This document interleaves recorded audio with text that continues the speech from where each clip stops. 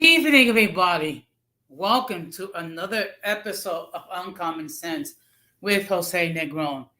Now, for the benefit of those of you who are not familiar with the channel or are watching this channel for the first time, the reason why it is called Uncommon Sense, because here we talk about everyday issues where we try to find logical solutions, but not everyone uses logic. For that reason, it is called Uncommon Sense. I want to let everybody know that right now I'm currently live on YouTube, Facebook, and Twitch. I also want to let everybody know that the subscriber mode is on tonight. Therefore, anyone who is not a subscriber, if they wish to enter a comment, they will need to subscribe to the channel. Okay. As always, I want to give a huge shout out to all those who have subscribed to the channel. I also want to give a huge shout out to all those who follow me on social media. And also, I want to give a huge shout out to all of you who allow me to enter into your devices. So, that being said, what I'm going to ask that if you have not done so, please subscribe, like, and hit the bell notification to all. So therefore, whenever I do prepare content, you will have the opportunity to either catch it live or catch it on the playback. And I'm gonna ask that everyone, as you enter, uh, please hit the like button. Okay, it doesn't cost you anything, and it does help me with the algorithm.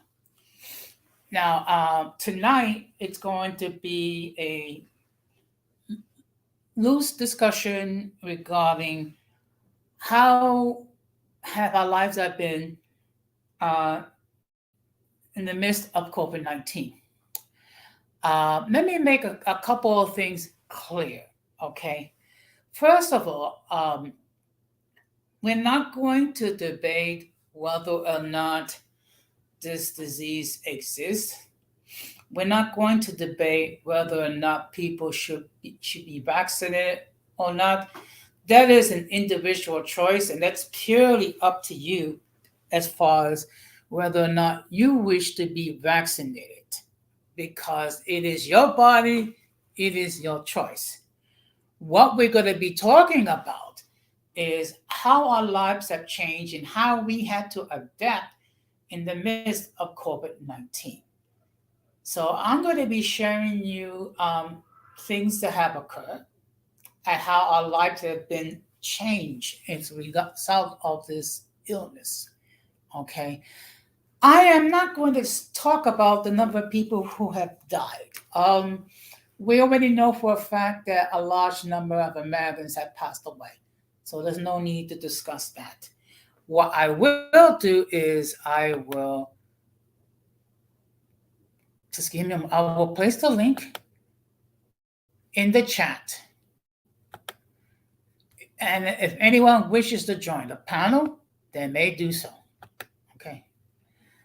Um, Here, this is not an echo channel. So if for some reason you do disagree on what I'm saying, that's perfectly fine. We can disagree as long as we are mutually respectable with our point of views. And this is not even a debate. This is a discussion. Okay. Now, we've been dealing with COVID-19 for almost 3 years. And I first of all acknowledge the fact that there are three people currently watching the stream. Hopefully, others will join the stream later on. Or if not possible, there might be people who will watch it on the playback, which is perfectly fine. When places around the world started being faced with this health crisis, um, there was a great deal of fear. There was a great deal of misunderstanding. Um, there was all sorts of theories being circulating regarding where did it came from and how it started and what are its effects. As COVID-19 continued to spread, it eventually reached the United States. Okay. Now, what's been some of the consequences regarding COVID-19? First of all, um, we had to develop techniques to try to limit the exposure of COVID-19, which came to be known as social distancing, meaning that you kept some distance from another person, which was recommended at 6 feet. That was one of the first consequences regarding COVID-19. Another consequence was that a lot of the things that we took for granted, we could not do. We could not go to the theater. We could not go to restaurants. We could not go to sporting events. We could not go see a movie theater. Um, those of us who were able to work remotely did that. Unfortunately, there were certain individuals that did not have the opportunity to work remotely. And there was different industries that was affected as a result of COVID-19. Among the hardest hit were the restaurant industry, the hotel industry. Uh, in fact, many businesses went bankrupt because they couldn't adapt to the current state of affairs. Also, as businesses went out of business, unfortunately, people lost their livelihoods. And also, people have their wages reduced because their hours were reduced. And then, not to mention, there was also isolation, meaning that we were separated from our family and loved ones. Now, I do see that 5 people watching the stream. I would like if we could increase the likes if possible. It doesn't cost you anything, and it does help my algorithms. Okay. So, in the case of myself as a municipal employee, excuse me, myself and 80,000 municipal employees began to work remotely.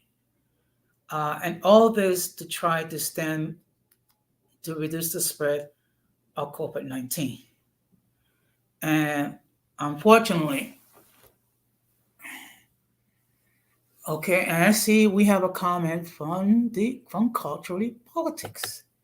Okay, which says the following. Okay, just give me a moment. The Wick administration of New York State forced everyone to neglect their religious beliefs and submit to a job that wasn't proven safe, or else we lose our jobs.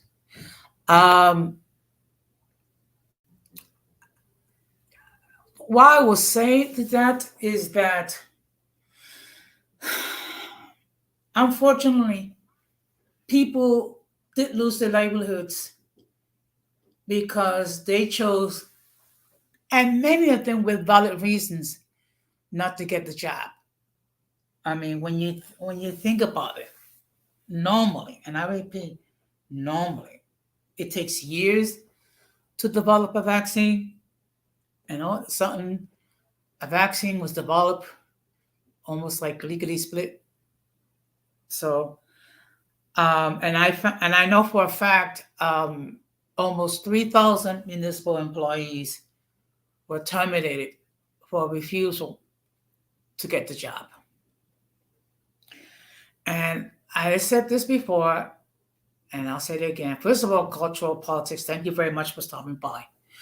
Um, any concerns that you have in regards to COVID-19, you discuss it with your primary care physician. You ask that person questions. And then once you get the answers, you decide what is your course of action. Okay? It, it's not for me to decide. It's not for your neighbor to decide. It is for you to decide. Should you decide not to get vaccinated, which is your choice, then kindly do what you can to reduce your exposure. And what doesn't get reported, that there are natural ways to develop an immunity to COVID-19. Unfortunately, um, it's not popular, and if you mention that, you are labeled as an anti-vaccinator, and you get censored. And in fact, one another consequence is that certain individuals have been censored for simply stating that people have a choice not to get vaccinated. Now, in my case, that was my choice. I decided to get vaccinated. Okay? No one forced me to do it. I chose to do it. And I decided, you know what? I'm going to live with the consequences of my actions, just like um, everybody else has to accept the consequences. Okay? But no one should be forced, okay, to get a vaccine or what have you. Also, as a result, um, regarding this health crisis, as I stated, millions of people lost their homes, millions of people had trouble not being able to pay their rent, their mortgage, and the utilities, and that the federal government took actions to try to help people to deal with this crisis. The government, okay, I guess you can say, some people say it meant well, but they made some big mistakes. Okay. One of the things that they did was the unemployment which people receive, which is basically what many people receive was the normal unemployment benefits issued by the respective states.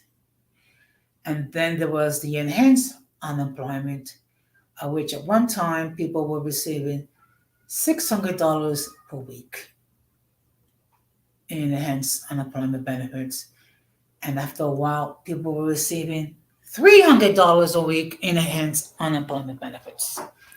And of course, there was also uh, the stimulus checks. And of course, there's been a great deal of debate going back and forth whether or not it should have been done, or whether or not there were other options. Um, the fact of the matter is that The last time that we dealt with such a similar crisis was back in 1919 with the so-called Spanish flu. Also, another result in an attempt to try to maintain some sort of human content, many of us started using Zoom and started having virtual meetings. Um, whether it be virtual meetings with loved ones, virtual meetings with friends, virtual meetings with union members, co-workers. In fact, I have lost count months ago how many virtual meetings I have attended. Okay, and in fact, just to give you an idea, with my local SSE local 371, since April of 2020, which is now 2.5 years, all our committee meetings, all our meetings we call it when delegates get together, all functions have been virtual, meaning through the use of a computer or a phone or a tablet, we were gathered together and we would interact with each other. So this was meant to replace human contact because unfortunately we could not gather for fear of spreading COVID-19. And some of you may not be fully aware, but the president of my local, Anthony Wells, have gotten infected with COVID-19 and he almost died. I myself was infected with COVID-19 and I wasn't fully aware about it until months later. When on October of 2020, I went to see my primary care physician for an appointment, and then it was determined that I have antibodies, meaning I was exposed and infected with COVID-19. But apparently, I was asymptomatic. So I was one of the fortunate ones. Now, what I would like everyone to do, if you wish to enter a comment regarding how you have managed to attack in regards to COVID-19, you may do so by entering your comment in the chat. The only thing is, if you're not a subscriber, you will need to subscribe to enter your comment. Okay? I don't think that's asking too much. Until then, I'm just going to continue. So as I stated, we had virtual meetings, and in fact, we still continue to have virtual meetings. And after a time, I worked which was under what's called a hybrid remote schedule. And let me explain to you what that means. What that means is that once every week or every 2 weeks, I will be instructed via email to report to my office to work. The other times I would stay home, and through the use of a laptop, I will work remotely, which meant I was given remote access to my workstation. And that was an inconvenience, because if there was another person occupying my workstation, that means I did not have access to my workstation until that person vacated the area, which was a nuisance at times, because That meant every time that another person worked at my workstation, I have to make a phone call or have to send an email requesting that person, whoever it is, to vacate the workstation so I can get access to my equipment remotely. Okay. Also, as a result of this health crisis, uh, children had to be taught classes via Zoom. And that it had its own set of issues because not everybody had access to Wi Fi. Not everyone had access to a computer. And I see we have another comment. Okay, and let me just see what this says. I said I had my union job rescinded at the Harbor Club in New York City because I practiced my freedom not to take the jab. The union betrayed me. The workplace became tyrannical, and my colleagues became sheep. Sad truth. Okay. Cultural. I'm not going to. Okay, I'm not going to lie. Um, my union's position was that everyone should be vaccinated as well. However, they did, they did state that everyone had a right not to get vaccinated. Okay. And again, and I hate to say like a broken record, but that's an individual choice. And I think part of the problem is that in order to keep ourselves safe, our personal freedoms were compromised. And of course, if anyone disagrees with me, they're more than welcome to enter their comments in the chat or add, or if they wish, they can join the panel. Okay. I am not going to bite your head off if you have a disagreement. What I will say, let's discuss it. And again, this has to be said. It is an individual choice. Okay? This is not a Jose choice. This is not a choice of any YouTube creator. This is an individual choice. If you choose not to get the job, okay, then you have an individual responsibility to do what you can to reduce your exposure. Okay. And also, there's been a lot of debate as far as should we be back in our respective offices, and why aren't we allowed the option to work remotely? The fact of the matter is, for 18 months, I did have the option until one day, at the time, Bill de Blasio decided, you know what, we have to return to the office. Okay. Which meant that we had to be vaccinated or we had to constantly show proof that we have a negative result. Okay.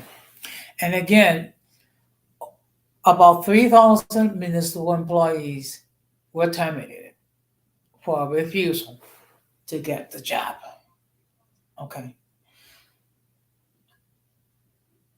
And that means 3,000 people, and many of them worked many years for the city of New York, and all because they chose not to get an ejection.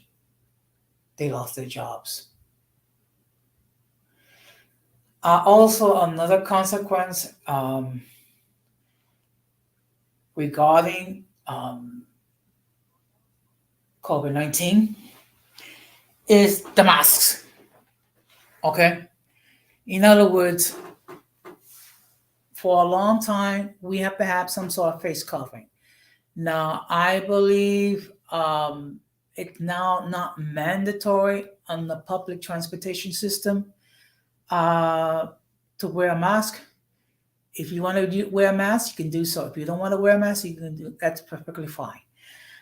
I prefer to use a mask. Okay, but then again, it is my choice. Okay, no one other than Jose Negron made the decision to wear a mask. Okay, and why? Because even though I have been vaccinated, even though I received my boosters, it does not mean I cannot get COVID. And that's something that's been another issue is that the change of information that we receive from the CDC as far as dealing with COVID-19. I don't know if anybody does recall, but I remember from the onset of this health crisis, we were told not to wear masks. Okay. Then a few months later, we was told that we have to wear masks. Then we were told that we have to wear a disposable mask underneath and a non-disposable mask over the disposable mask. Then we were told that if we got vaccinated, we didn't have to wear a mask. And then we were told that once the population reached a certain percentage of being vaccinated, that we would develop herd mentality, meaning that people have enough people who get vaccinated will cause us to be protected. People, all it does, hopefully, and I say this hopefully, if you choose to get vaccinated, hopefully it will reduce some of the effects of COVID-19. Now, I see right now that 6 people watching this stream, and I just want to say thank you very much. I would like to see a few more likes if possible. Okay. So then we were told if we were vaccinated, we didn't have to wear masks. And then we were told, okay, you know what? Not only do we have to be vaccinated, but we have to wear a mask. And then we were told that we needed to get boosters. And then if people were not nervous enough, all of a sudden we had to deal with monkeypox, which is a disease that's caused by close physical contact. And there's still a lot of things we don't know about this monkeypox, and we're still dealing. And now I see here we have a guest. So I just want to state that the views of those who appear on the panel are not necessarily those of the host nor the channel. Any attempt to copy the material without the consent of the host of the channel is prohibited. By appearing on the view, you surrender right to your image. Okay. If you don't like the content, you can block the channel. And now we're going to bring in, my guest. Okay. Yeah. You must be the only host of a channel owner, content provider that I've come across who does a disclaimer. I feel like I'm back in college radio or working commercial radio even. Good evening, Al. How are you doing tonight? I'm fine, and you? Oh, doing fine. The topic is how COVID-19 has affected your life. So basically what I'm doing is talking. I'm sorry.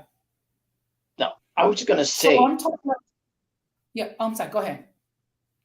Oh, sorry about that. I wasn't looking to jam you up. I was going to say, I think that question would probably have a different resonance with people now in 2022 compared to if you asked that in the end of 2020 or the end of 2021. Yes. Okay.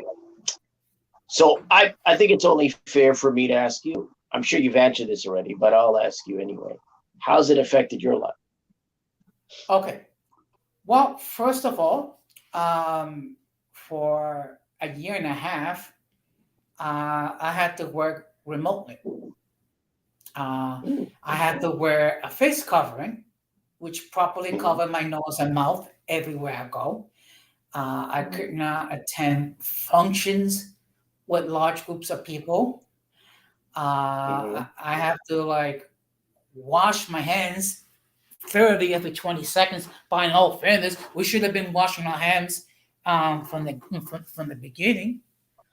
Also, I've developed other habits like actually ordering groceries online using a debit card instead of cash to pay for my groceries, and even to the extent of handling money, where I will try to just touch the least small amount surface of the currency and give it, so therefore the other person's fingers does not touch mine. mhm. Okay. Yeah. Oh, I thought I was the only one. Okay. Well, that's an interesting, exciting. That's a bit. I think that's, if not detailed, then at least step by step. That's it's pretty good. I would say for me, and it's funny because I haven't come across this question. I'm sure people were asking this a couple of years ago, Mhm. but I haven't come across this question lately. And so when I saw this, I was like, because I just got my phone on and I thought, oh, this is interesting. It's interesting to talk about it now. Yeah. I've never really talked much about this, weirdly, since this, but I was, before this pandemic hit, I was already retired. Um, I had retired. Um, I had been a freelance writer and print journalist 22 years. I retired in 2017, and I was just living my life in retirement, writing a blog and going out enjoying myself and trying to do some of the things that I either wasn't able to do or just didn't really have any time focus to do when I was working. Just the whole point of retirement. It should be. Mhm. This is what I would recommend to anyone who's retired or is thinking of retirement or being retired. Um, I can tell you somebody who retired at kind of an unusual age. Um, Sorry, is her? Never mind. Okay. I just Okay. looked at her name. Go Okay. ahead. Excuse me. I just want to acknowledge the fact that we have Sarah S, who's new here, but uh, hey, that's what you would have caused, so that's what you would have caused. uh, And we also so have the presence of Mickish, Mickish Fortlore. And I just want to let everybody so know, excuse me, pal, if I I'm can. go ahead. Uh, okay, I just want to let everybody know that if you're not done so, the Owl Show has his own. He has two platforms. So I'm Yeah. gonna ask that if you've not done so, please subscribe to his channel and check out his material. And also, Mickish Folklore has her own YouTube channel. So I'm gonna ask you if you've not done so, subscribe and check out her content. I'm sorry, Al. Please continue. No, that was fun. I was distracted by the the new person coming in. Okay, but Primarily actually, the she says she's not. She says she's not a troll, but actually a real okay. person. Okay. I Oh, okay. Okay. Alrighty. All right. Okay. Anyway, as I was saying, this is an area I haven't. I don't think I really ever talked about this. So this is interesting that this came up. Like I said, I was retired, and I was, for 3 years, I was living very pleasant life, being retired, enjoying it. And then this came along, and everything changed. I was someone who never spent a lot of time indoors. I spent a decent amount of time indoors because I worked from home, being a freelancer generally. But when I was done with an article or a piece, I was out of there.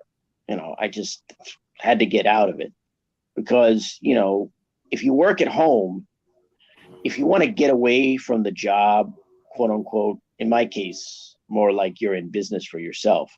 If you want to get away from the work and you work at home, you got to get out of the house or wherever it is that you live. And so that's what I would always do. I was someone who was always out and about. I was someone who was always outdoors, out there doing stuff. And then this came along, and I am in an apartment 24 hours a day, 7 days a week. And I've rarely gone out in 2 years. And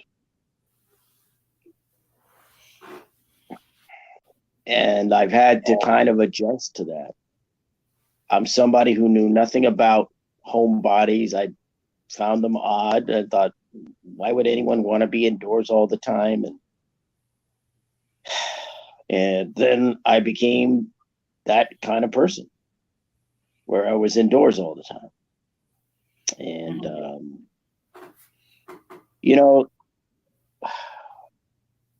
you never know what's going to happen in life. You just never know. And most of my, it's the way that I lived my life for 50 years changed. And now you're indoors for 2 years.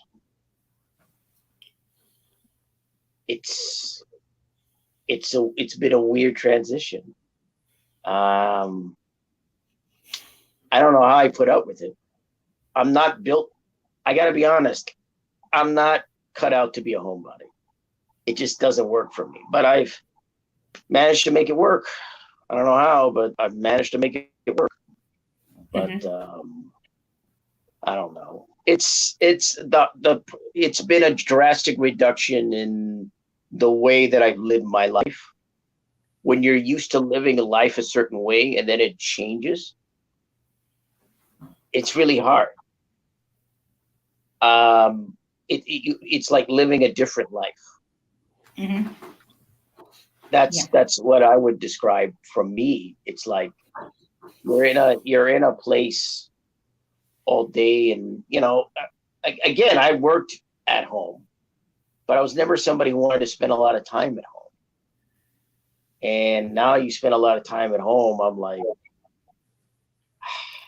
I just can't wait to get out of here.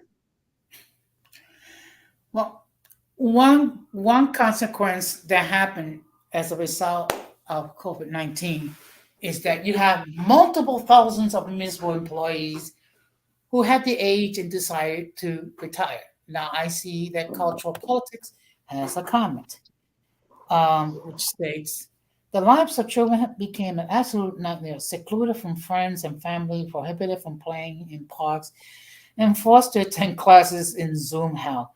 In New York, they actually suffered the most. Okay. What? It's going to be interesting. What's going to be the psychological effects of the children having to endure Zoom instead of being with other children? Yeah, I'm glad that I've had to face this as somebody who's heading toward older years. It's been much easier. Like if I were 22 years old, I don't know. I don't know how I'd deal with it. I think I'd be extremely angry, extremely frustrated. Wow. But I kind of, I'm in my 50s and I've lived my, like most of my life. So it's a weird, for me, it's a situation I had never been in before. I didn't know what it was like to be not be able to talk to friends and not be able to, not be able to see friends and talk to friends and all that, not be able to hang out and not be able to go out. It just was something I never knew. Yeah. And although I was always curious, I always wondered. I said, how do these homebodies do it? How do these? Well, in Japan, they have these people who don't want to leave. They want to that stay in their apartments, stay in their homes all the time. Hikikomori, I think they're called. And I was always curious about them. And then I found out, okay, so this is what it's like. I see, Yeah. But yeah, Well, uh, yeah, could you imagine you're trying to work from home, and you have to deal with your spouse, or you have to deal with with your children being cooped up indoors because they weren't allowed to go outside or be with other people for fear of spreading this disease. So it caused a great deal of anxiety, and I'm sure there was an uptick as far as domestic violence being committed because the fact that you had to work and live in the same place 24/7. mhm. Yeah. Well,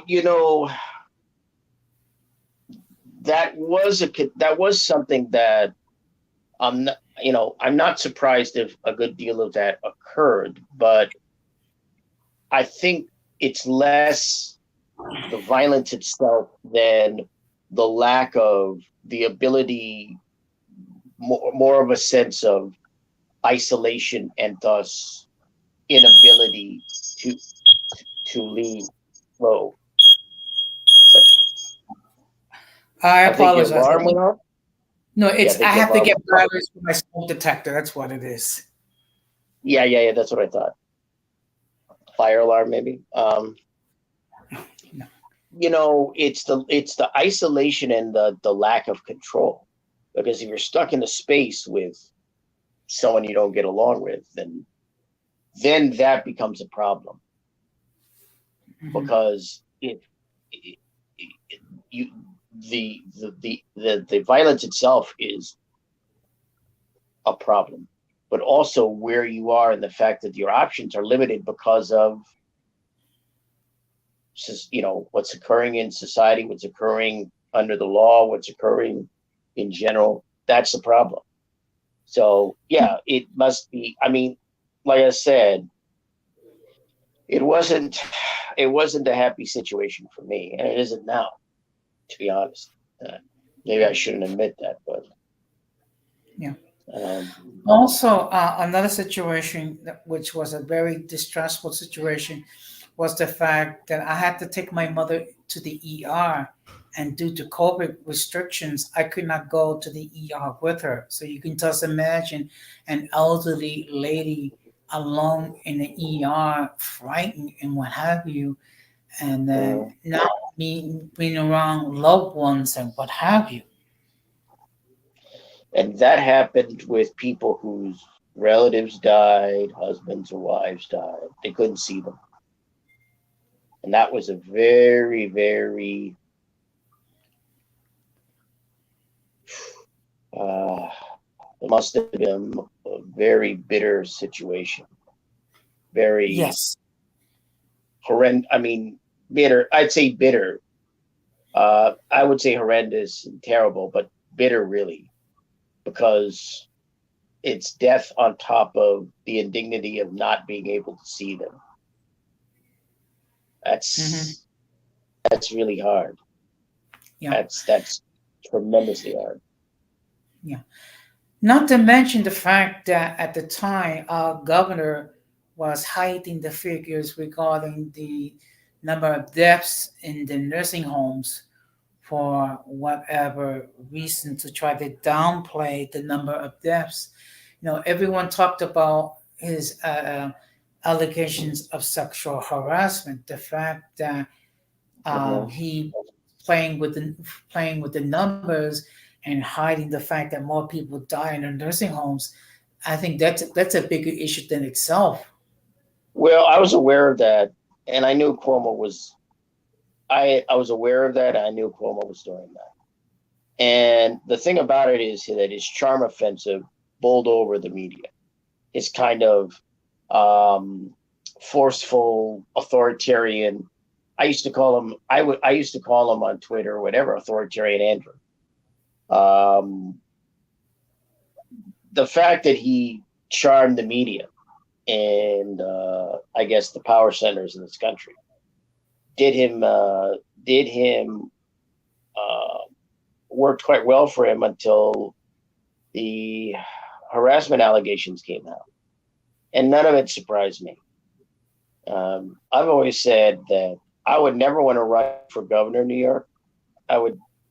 Well, I'm not a politician, but if I were a politician and I were in New York, I would never run for governor of New York. I'd run for lieutenant governor.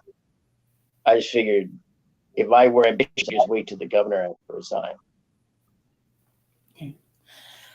Well, in my case, I would never get into politics. First of all, because it requires a huge sums of money to run a campaign. So, and so basically, you more or less have to sell your soul to special interest groups, and then when you think about all the decisions that have to be made, and every time you make a decision, you're scrutinized to the 20th degree. You know what? I'll pass. Yeah, to be honest, if I were in a city like New York, I just hope nobody clips this, but if I were living in New York, I visited New York because I have relatives there. But um, you know, if I were in New York, I would want to be more like a Robert Moses. I'd Mhm. rather be heading some department and dealing and be kind of a mover and shaker behind the scenes. I that would work for me a lot more. I'm like, yeah, let the idiots like Trump and others get the press. Like, uh, you know, I'll I'll just get all these other things going. Mhm. That would be a lot preferable to me. Yeah, yeah. So, and of course, when once they came up with the vaccines, then that for those who did decide to get vaccinated, they had to go through a great deal of red tape in order to get the first dose, and then you have to get the second dose and what have you. Mhm. And now they're talking about having a second, you have to have a first booster and then a second booster. And then when people was, still dealing with COVID-19, along came monkeypox.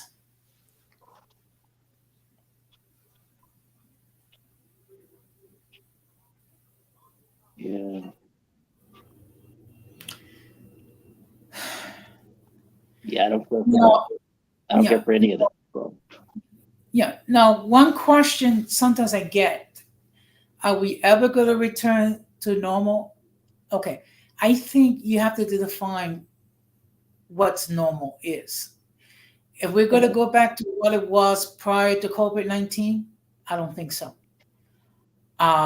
I think the best thing we can do is try to live with this ailment and make sure that whatever choices that we make, whether we be vaccinated or not vaccinated, make sure that we do everything possible to live healthy lives and to reduce our exposure to C-19.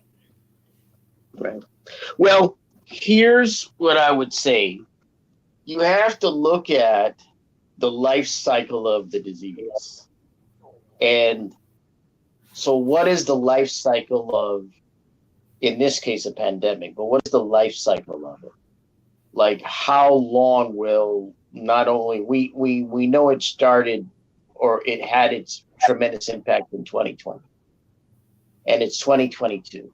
So, Mm-hmm. uh, I'm thinking that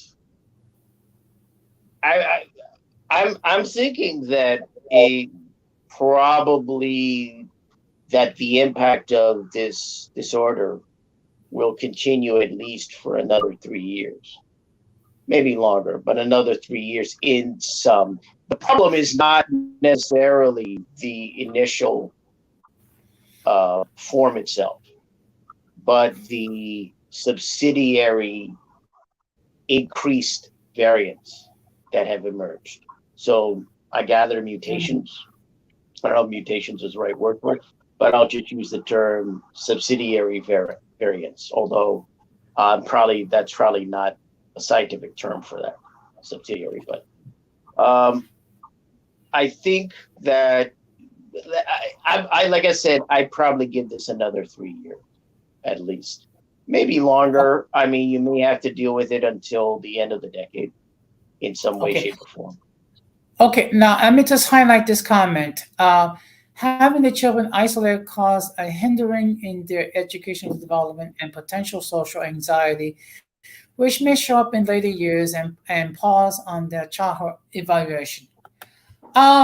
The fact of the matter is, Totally.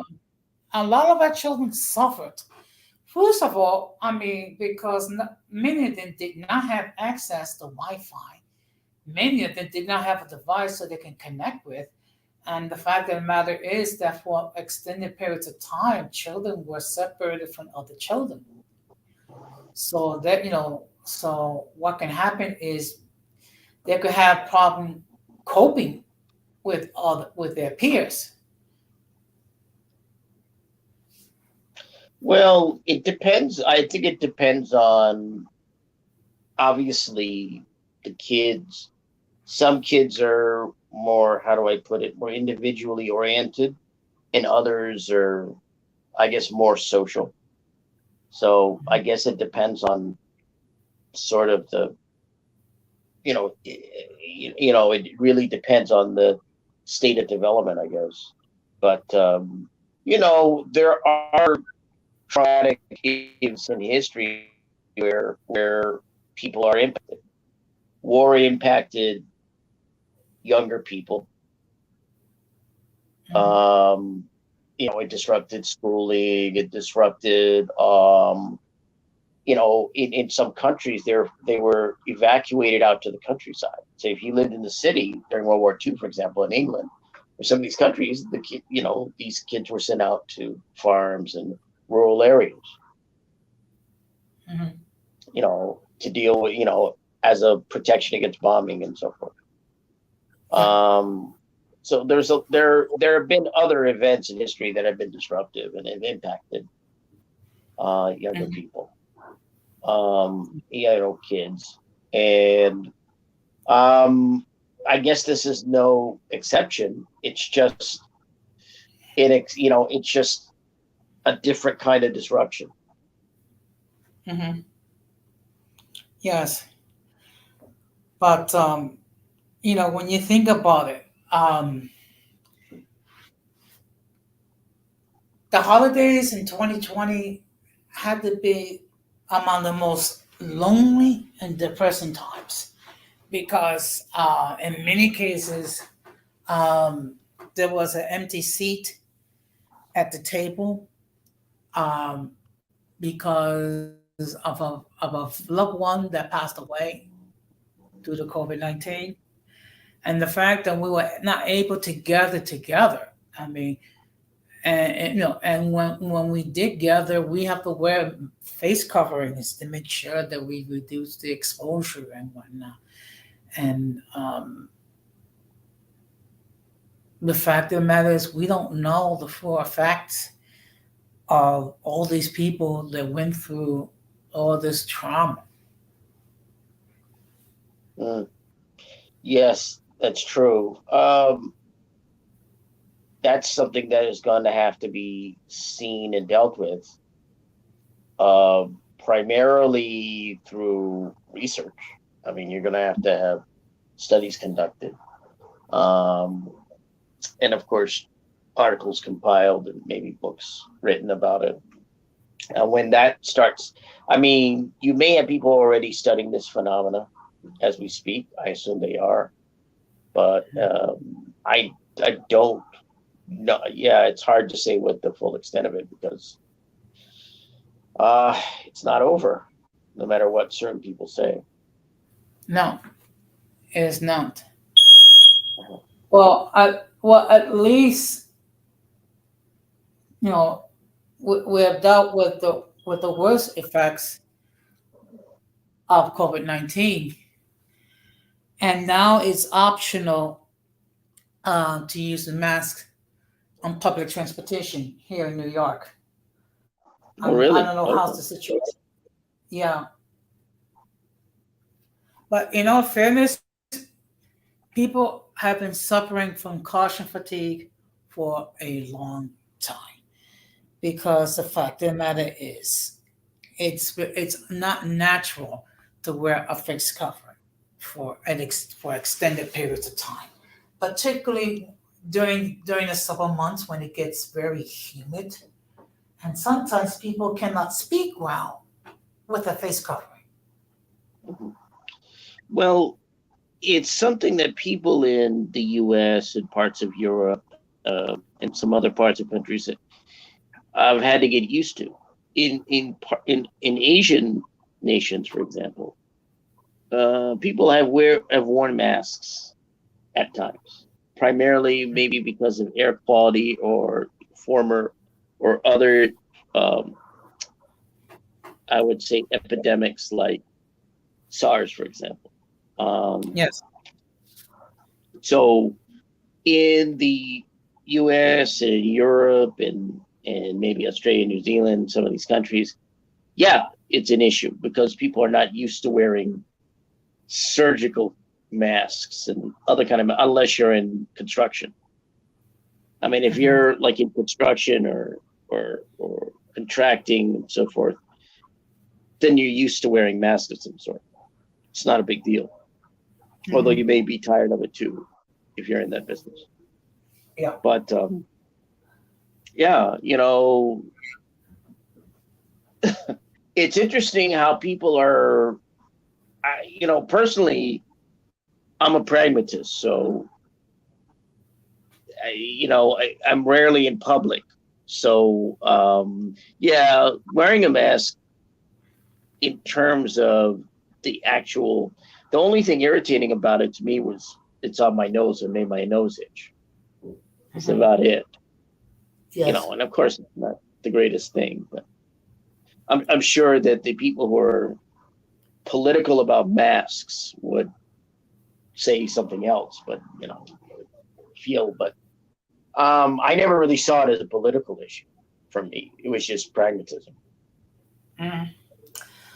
Well, unfortunately, there have been certain individuals who politicize this crisis from the onset. Um, First of all, I mean, Trump was very slow to act on this crisis. In fact, Mhm. for a long time, he refused to wear a mask at all. And he said at one point that this crisis would be over by Easter. Well, it's it is now October 2022. While the most serious effects of COVID-19 no longer are taking place, the fact of the matter is people are still getting infected Uh-huh. and people are still dying. Right. And let's be brutally honest about the former president. He knew it was serious. He knew it, and he still continued to prevaricate and deceive while in office. Hmm. So you know, um, again, as I mentioned about people who couldn't see loved ones who then passed away from this um, disorder, and that again, people didn't forget. Like I said, it was a very bitter pill for a number of people to swallow. Yes, it was. So, um, But you know, one thing we need to be mindful is we need to retain the lessons that we learned dealing with this health crisis. Because you know the saying, if you fail to learn from history, you are condemned to repeat it. Yes, very true.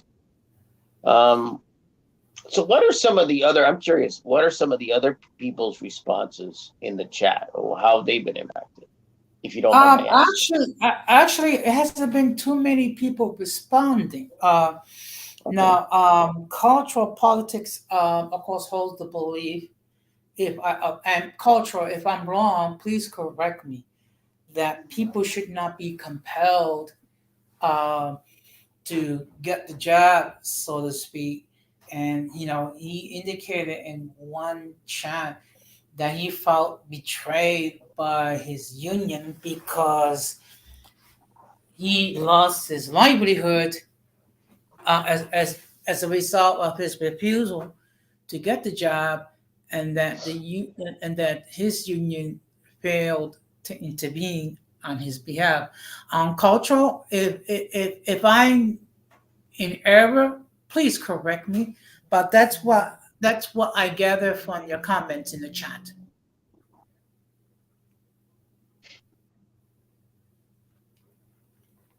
Mm.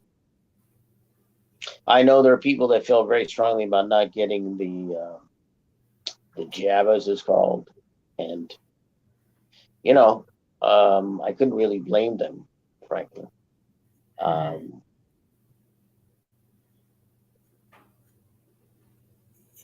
Yeah.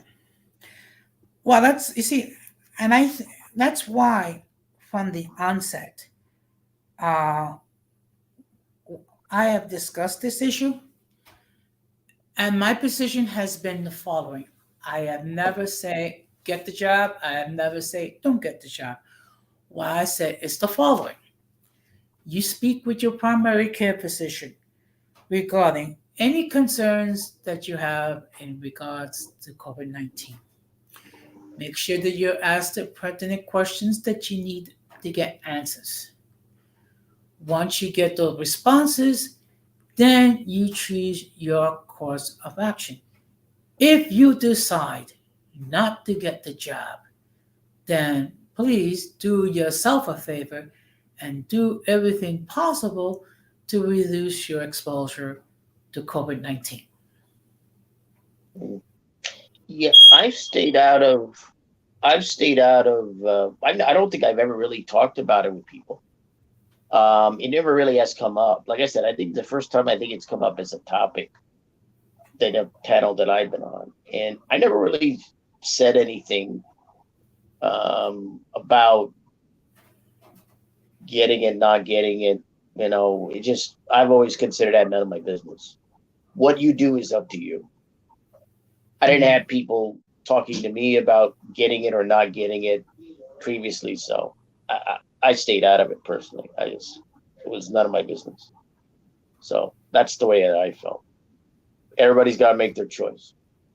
Yeah, I agree. Everyone has to decide for themselves what is their course of action, which Right. has been my position from the onset. Mm-hmm. And in all I would fairness, I would I agree. discussed a great deal regarding this topic, particularly last year.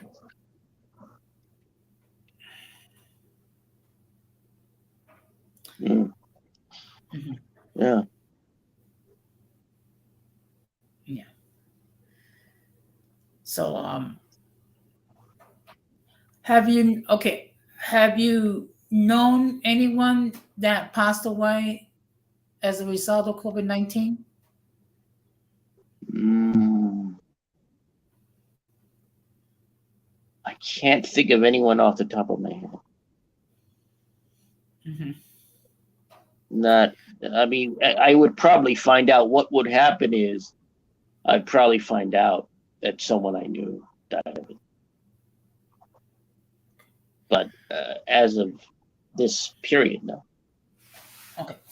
Well, at this point, I have no one I've known that passed away due to COVID-19. Now I have people in my family that passed away, but because of other health issues.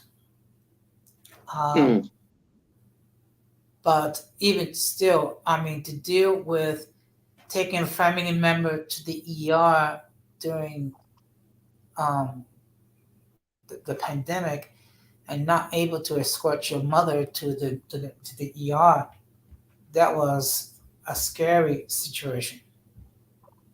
mm, I'm sure it was. Yeah, Yeah. but No, she's in a better place now. In fact, it's been 2 years since my mother passed away. no. Sorry to hear that. Okay. Well, we all gotta go sometime. And my That's mother true. and my mother lived to be 86 years old, so she had a very long life.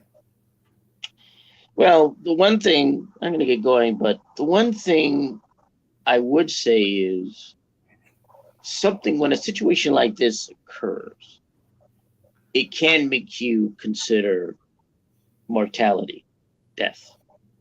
Hmm. Um, and I think when you get to my age, I'm in my 50s. Well, obviously, when I turned 40, you have. I think it's logical to think about what's going to happen or what could happen to you if you go. And the one thing I was just thinking about this, I was thinking about this one, and I think here's the tricky thing that I found about life is you never think always about what you're doing Hmm. until you get to a point where life itself is going to probably, the possibility life itself could end. Um, so when something like this comes out, you start thinking about mortality and your life in a way that you probably didn't. At least some people probably have. Um, for me, it I've always had kind of, how do I put it? I think that when I think again, I said this before, I'll probably say it again. This happened when I turned 50, and I was unfortunate that couldn't enjoy my 50th, you know, turning 50. I'm glad that if something as bad as this happened, that I'm at this age Hmm. because I realized that I've been able to live my life,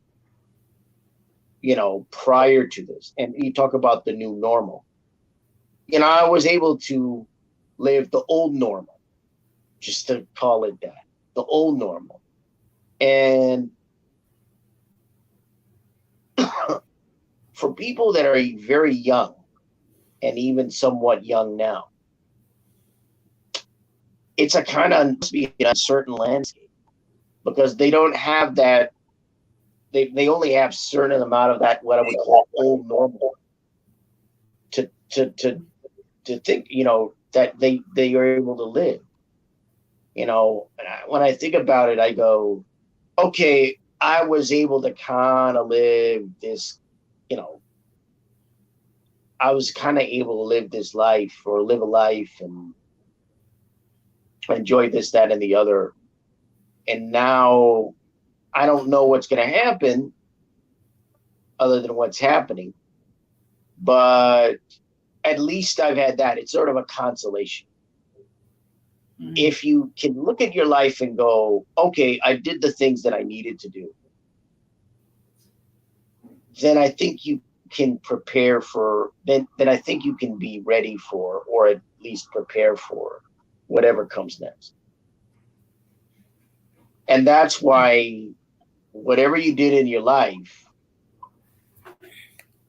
when it comes to things like this, become more important as opposed to just, the way things have in general.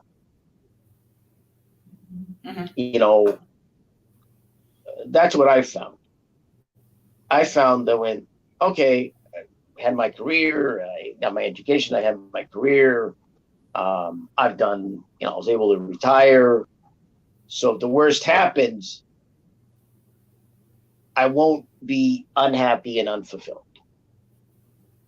Mhm. Right. Okay. And so that's what I would say is like, I think you don't want to have to face a situation where you are unhappy. You're somebody who wasn't able to do what they wanted to do in life or like to do in life. And you get to a certain age and all you have are dissatisfaction and frustration and lack of fulfillment.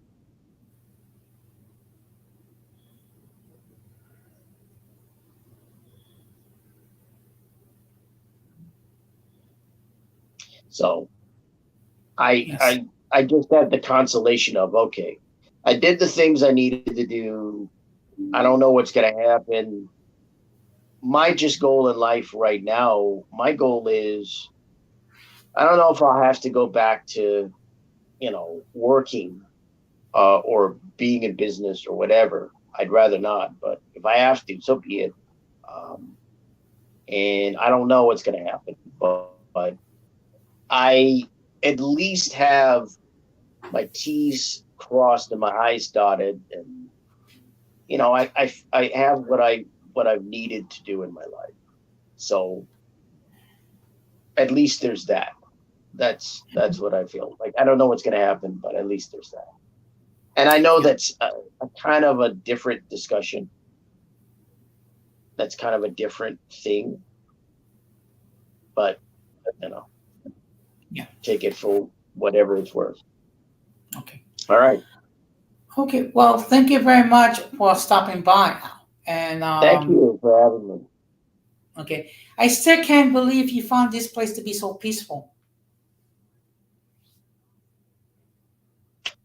You can't believe that I found this to be Yeah. peaceful. Hmm. You mean this panel? Yeah. I mean, this platform, because you said at one point this is one of the most peaceful platforms you've ever been in. Yeah, because I've been on platforms where people are screaming and yelling and arguing and fighting with each other. And I Hmm. haven't encountered that here. I don't know if it's occurred. I'm just going by what I found here. It's like, oh, just have a quiet little car, just like now, all the pauses and silences and all that, you know. Um, and Well, I try to create a safe space for everyone to share. but then, So, yeah, that makes sense. Well, thank you for yeah. having me. Well, thank you. Have a good night.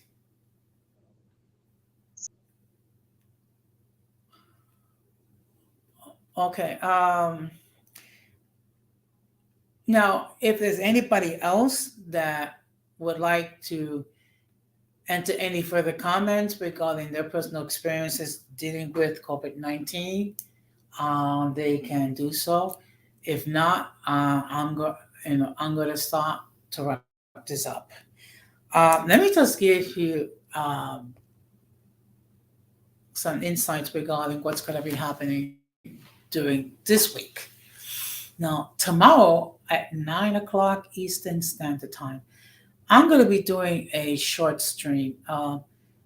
It's tomorrow is the 10th anniversary of my father passing from earth to heaven. So what I'm going to do is I'm going to have a little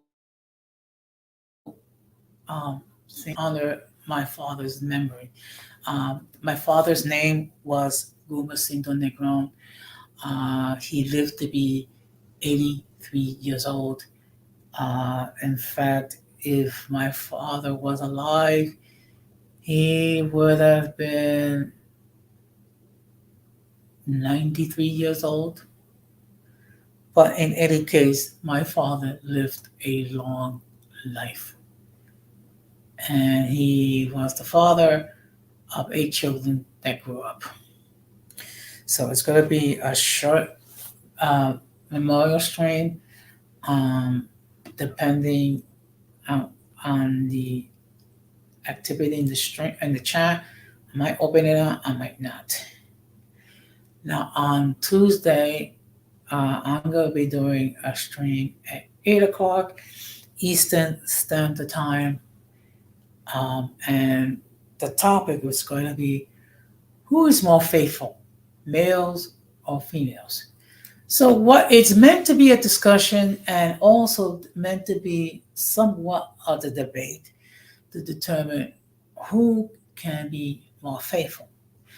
Now, in all fairness, I do hold the belief that both men and women have the capability of being faithful, and at the same time, they both have the ability to cheat.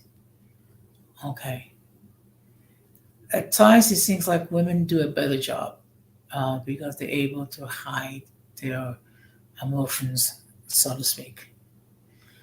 And then on Thursday at 8:30, I'm gonna have what's called open discussion.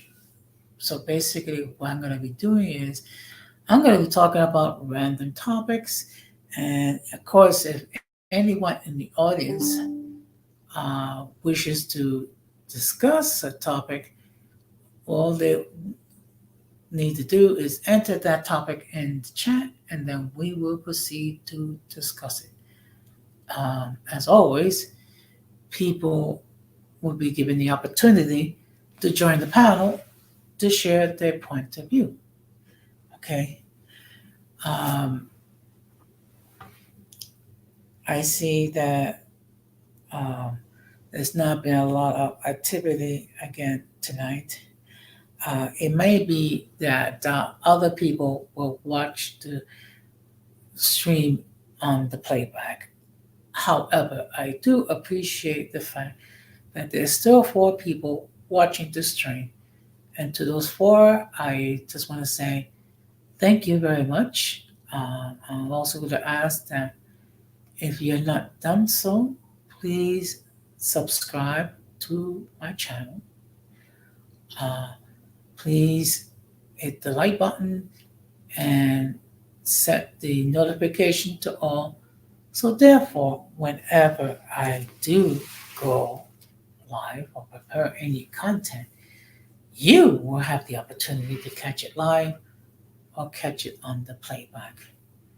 Okay? And it seems like no one else is going to enter any comments, and no one else is going to join the panel. So, that being said, I just want to give a huge shout out to all those who did enter their comments in the chat, mainly Cultural Politics 2.0, Mickey's Folklore, and please excuse me, Sarah S. She did say that she's not a troll, she's a real person. Um, and all I can say is, okay, everyone has a right to identify themselves as they see fit. And of course, I want to give a huge shout out to the Owl Show for appearing on the platform and sharing his point of view. Most likely, I'm not going to be discussing this topic regarding COVID-19 anytime in the near future. I'm going to try to avoid mentioning it through the rest of the year because it can be controversial for some people, and of course, other people have different points of view. And of course, everyone's entitled to their point of view. Everyone's entitled to think what they wish or believe what they wish. Okay. And if they want to disagree, then they can disagree. Or as is, let us be respectable when we disagree. So, that being said, I see no one else is going to join, so I'm just going to wrap this up. I just want to let everybody know that I will be live briefly uh, at 9 o'clock. It's probably going to be a short stream. The whole point is it's due to the memory of my father. So what I'll probably do is I'll probably post something on Instagram and on my social media. So that being said, I'm going to close the same way that I always close, which is let us be good to to ourselves and each other. That being said, this has been another episode of Uncommon Sense with Jose Negro, and I wish all of you a very good night. Take care and peace. Be strong.